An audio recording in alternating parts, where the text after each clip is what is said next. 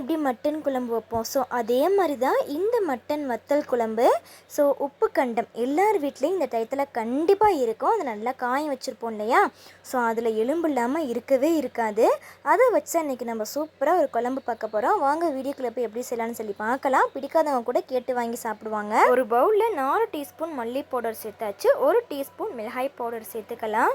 இதில் சேர்க்கும் போது மிளகாய் பவுடர் 1 டீஸ்பூன் சேர்த்தா போதும். புளி, தக்காளி, ஸோ இதை ஃபுல்லாக கரைச்சி நம்ம மிளகாய் பவுடர் மல்லி பவுடர்லாம் எடுத்து வச்சுருக்கோம் இல்லையா பவுலில், கரைச்சி அது கூட சேர்த்துட்டு நல்லா இந்த பக்கம் மிக்ஸ் பண்ணி வச்சுருங்க. ஒரு சின்ன குக்கர் தான் நாங்கள் எடுக்கிறோம். ஸோ இந்த குழம்பு பார்த்திங்கன்னா நல்லா கெட்டியாக வைக்கணும், அப்போ தான் ரொம்ப டேஸ்ட்டாக இருக்கும். ஸோ அதனால் ஒரு சின்ன குக்கரில் ஆயில் சேர்த்தாச்சு, வெந்தயம் 1 டீஸ்பூன் சேர்த்தாச்சு, பூண்டு இருக்கு இல்லையா, ஸோ அது ஒரு 20 கிட்ட பூண்டு சேர்த்துக்கோங்க. சேர்த்துட்டு நல்லா வதக்கிக்கோங்க.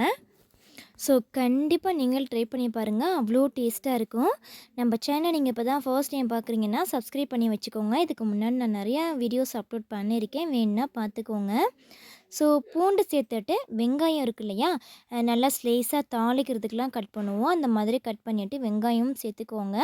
சேர்த்துட்டு வெங்காயம் பூண்டு நல்லா வதங்கினதுக்கப்புறம் மட்டன் வத்தல் எடுத்து வச்சுருந்தோம் இல்லையா நம்ம, ஸோ அதை இது கூட சேர்த்துடலாம். இப்போ நீங்கள் இதில் சால்ட்லாம் எதுவுமே சேர்க்க வேணாம், ஆல்ரெடி நம்ம மட்டன் வத்தலில் சால்ட்டு சேர்த்து தான் காய வச்சுருப்போம், அதனால் சால்ட் எதுவும் சேர்த்து நல்லா மிக்ஸ் பண்ணிக்கலாம்.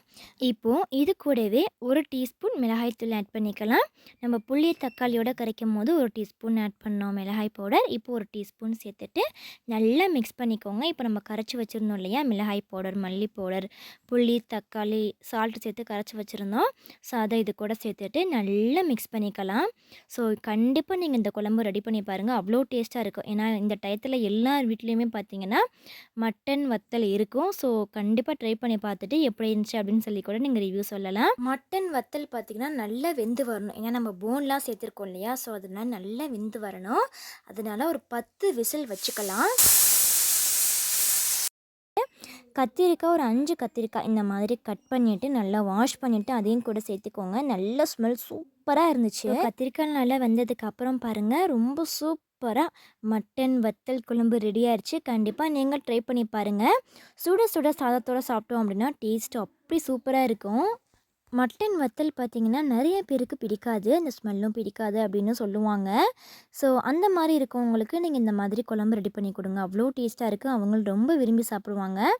அப்படியே ஈவினிங் போல் பார்த்திங்கன்னா அவல் ரெடி பண்ணியிருந்தாங்கள்ல அம்மா, ஸோ எனக்கு அவல் ரொம்ப பிடிக்கும். இது பார்த்திங்கன்னா ஒயிட் கலர் அவல் தான், ரெட் கலரும் இருக்குது, அதுவும் ரொம்ப டேஸ்ட்டாக இருக்கும். இது வாங்கி பார்த்திங்கன்னா 3 டேஸ் ஆச்சா, சரி தான் இன்றைக்கி பண்ணிடலாம் அப்படின்னு சொல்லிட்டு அம்மா பண்ணியிருந்தாங்க. உங்களுக்கு அவல் பிடிக்குமா அப்படின்னு சொல்லுங்கள். நெக்ஸ்ட் ஒரு சூப்பரான வீடியோவில் பார்க்கலாம். தேங்க்ஸ் ஃபார் வாட்சிங், பை.